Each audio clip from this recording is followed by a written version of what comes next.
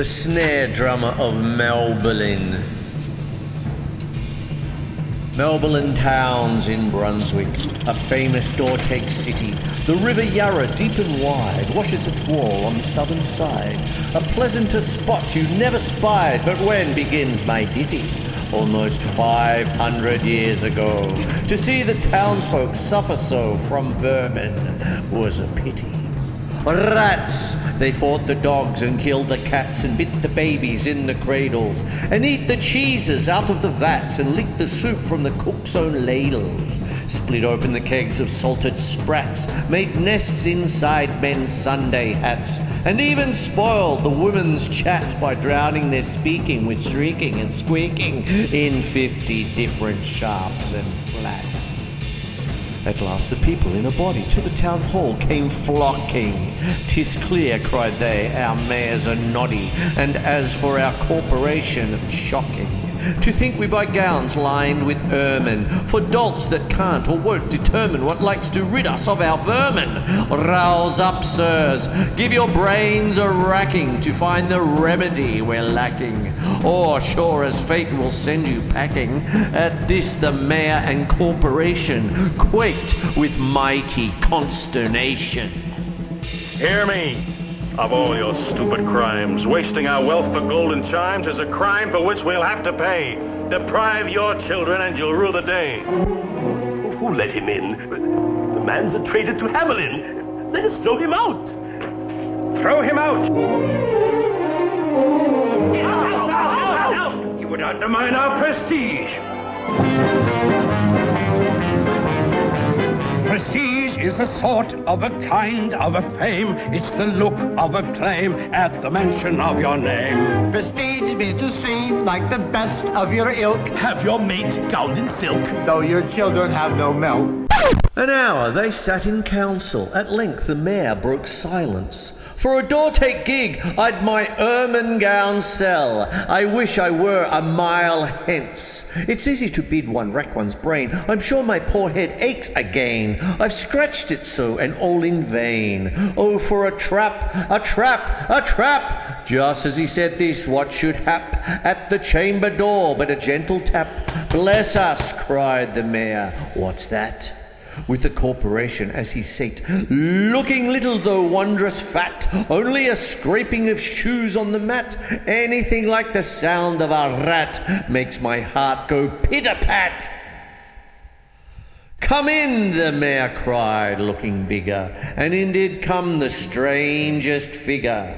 His queer long coat from heel to head was half of yellow and half of red, and he himself was tall and thin, with sharp blue eyes, each like a pin, and light loose hair, yet swarthy skin. No tuft on cheek nor beard on chin, but wrists where smiles went out and in. There was no guessing his kith and kin, and nobody could enough admire the tall man and his quaint attire. Quoth one, "It's as my great-grandsire, starting up at the trump of doom's tone, had walked this way from his painted tombstone." He advanced to the council table, "And please your honour," said he, "I'm able, by means of a secret charm, to draw all creatures living beneath the sun, that creep or swim or fly or run after me, so as you never saw, and I chiefly use my charm on creatures that do people harm, the mole and toad and newt and viper, and people call me the snare drummer." And here they noticed round his neck a scarf of red and yellow stripe, to match with his coat of the self-same check. And at the scarf's end hung a drum, and his fingers they noticed were ever straying, as if impatient to be playing upon his drum, as low it dangled over his vesture, so old-fangled. "Yet," said he, "poor drummer as I am, in Tartary I freed the cham. Last June from his huge swarms of gnats I eased in Asia the Nizam. of a monstrous brood of vampire bats. And as for what your brain bewilders, if I can rid your town of rats, will you give me 1,000 or takes? 50,000 was the exclamation of the astonished mayor and corporation.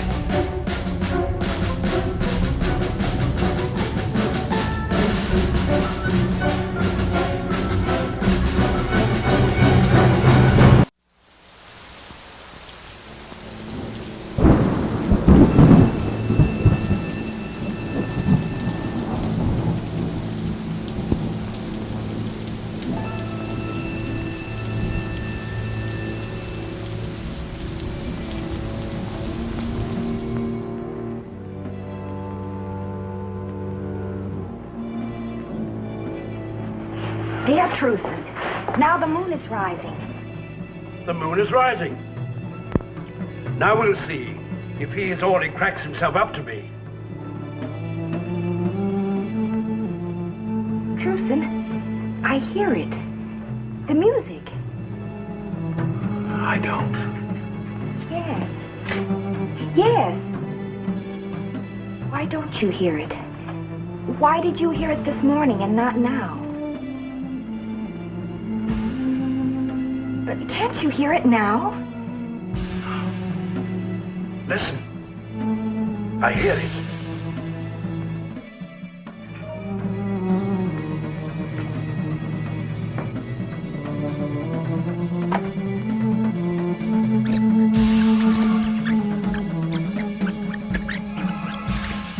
See them?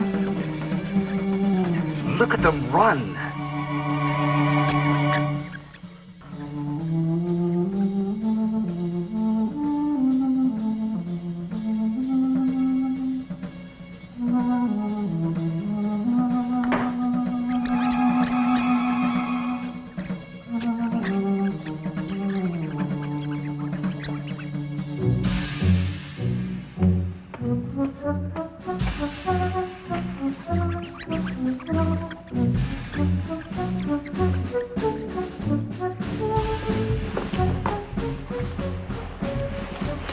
Child, that frightening music won't last long.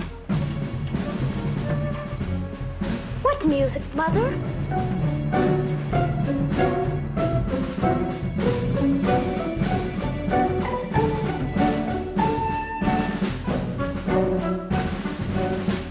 It's unbelievable. They fell asleep as soon as the music started. Into the street the drummer stepped, smiling first a little smile, as if he knew what magic slept in his tapping drum the while. Then, like a musical adept, to tap the drum his wrists he tinkled, and green and blue his sharp eyes twinkled, like a candle flame where salt is sprinkled. And ere 3 shrill notes the drum uttered, you heard as if any army muttered, and the muttering grew to a grumbling, and the grumbling grew to a mighty rumbling, and out of the houses the rats came tumbling. Great rats, small rats, lean rats, brawny rats, brown rats, black rats, grey rats, tawny rats, grave old plodders, gay young friskers, fathers, mothers, uncles, cousins, cocking tails and pricking whiskers.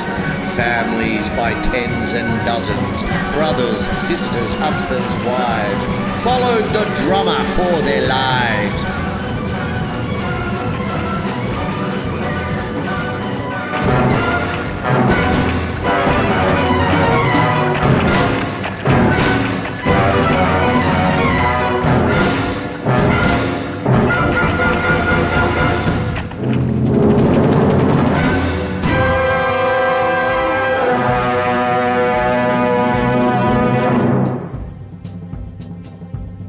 From street to street he drummed, advancing, and step for step they followed, dancing, until they came to the river Yarra, wherein all plunged and perished, save one who, stout as Julius Caesar, swam across and lived to carry, as he the manuscript he cherished, to Ratland, home his commentary, which was, at the first shrill notes of the drum, I heard a sound as of scraping tripe, and putting apples wondrous ripe into a cider presser's gripe, and a moving away of pickled tub boards, and a leaving a jar of conserve cupboards, and a drawing the corks of train oil flasks, and a breaking of the hoops of butter casks. And it seemed as if a voice, sweeter than by harp or by psaltery, is breathed, called out, "O rats, rejoice!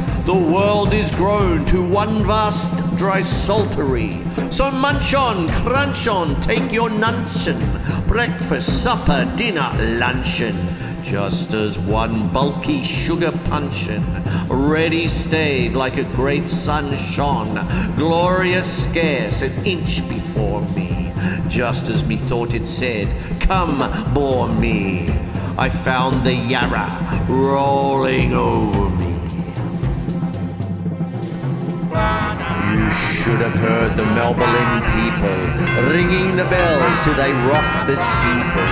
"Go," cried the man, "get long poles, poke out the nests and block up the holes. Consult with carpenters and builders, and leave in our town not even a trace of the rats when suddenly up the face of the drummer perked in the marketplace with a verse, if you please, my 1,000 door takes."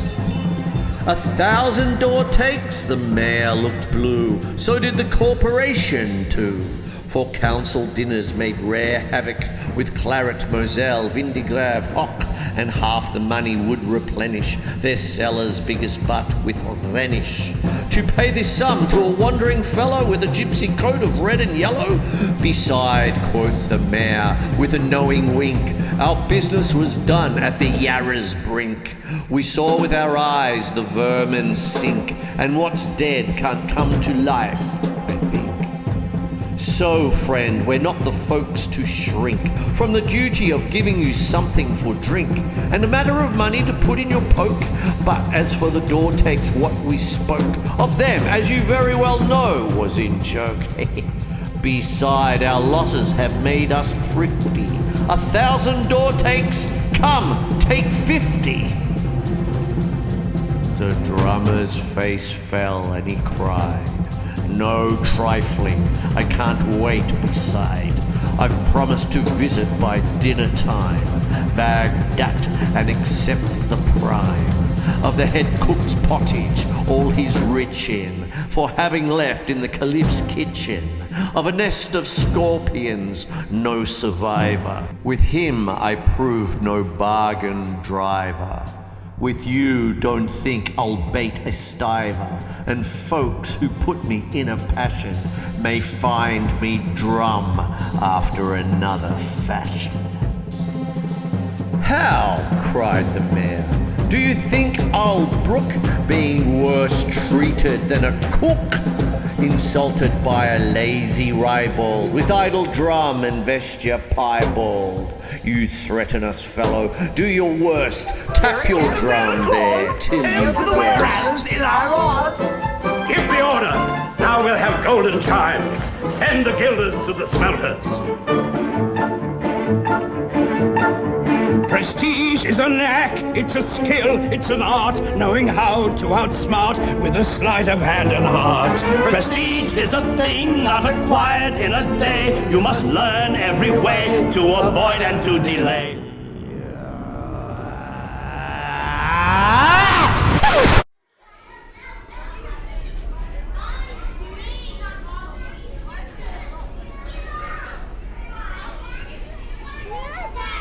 Once more he stepped into the street, and to his waist again laid his snare drum of smooth straight cane, and here he tapped 3 notes, such sweet triplets as yet musicians cunning never gave the enraptured air.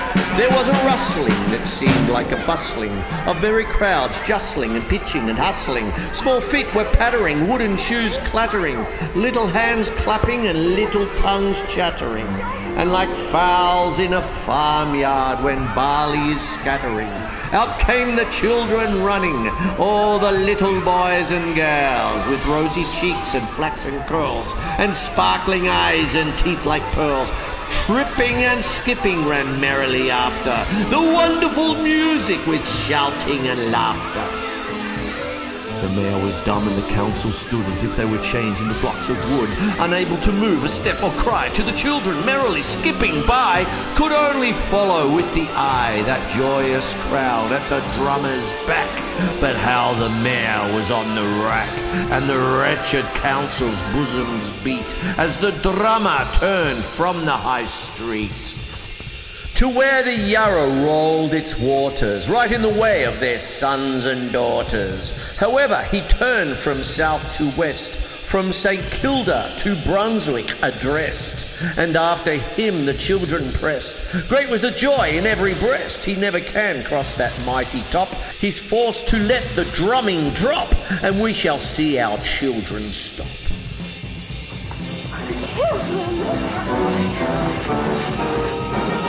If truly this is an emergency, be thankful that your mayor is me. Why, they're dancing. They're gay. Take them on the mountain path. You lead them up and lead them down. That path goes nowhere but back to town. Of course. They'll come up on the cliff, the wall of stone. No one has ever climbed it. They'll be home. When lo, as they reached the mountainside, a wondrous portal opened wide, as if a cavern were suddenly hollowed, and the drummer advanced and the children followed, and when all were in to the very last, the door in the mountainside shut fast. Did I say all? No, one was lame, and could not dance the whole of the way, and in after years, if you would blame his sadness, he was used to say, "It's dull in our town since my playmates left. I can't forget that I'm bereft of all the pleasant sights they see, which the drummer also promised me. For he led us, he said, to a joyous land, joining the town and just at hand, where waters gushed and fruit trees grew, and flowers put forth a fairer hue, and everything was strange and new. The sparrows were brighter than peacocks here, and their dogs outran our fallow deer. And honeybees had lost their stings, and horses were born with eagle's wings, and just as I felt assured my lame foot would be speedily cured. The music stopped and I stood still and found myself outside the hill, left alone against my will, to go now limping as before, and never hear of that country more.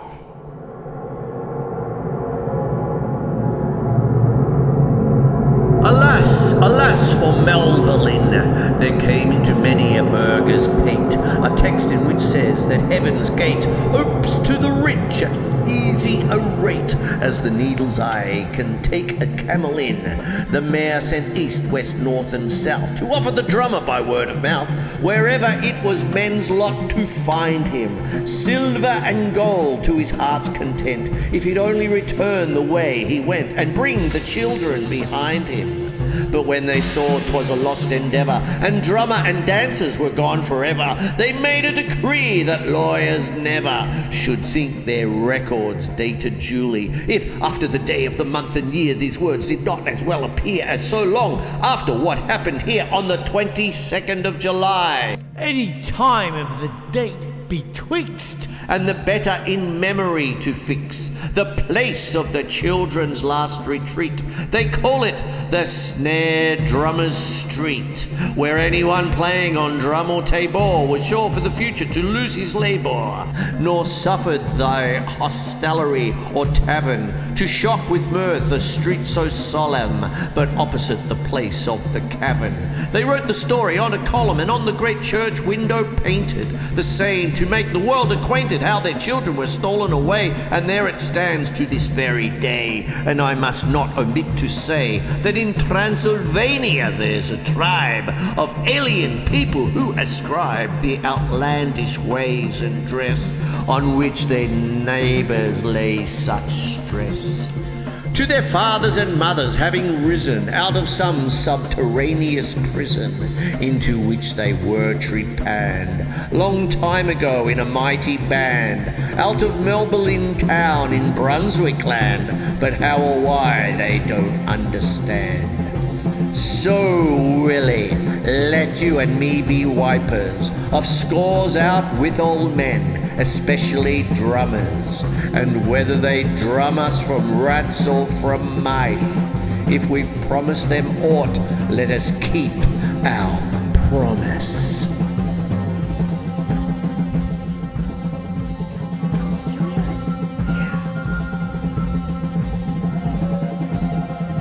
I hear it.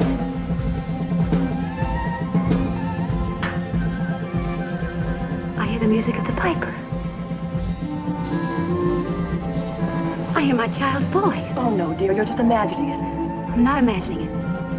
That's my child's voice.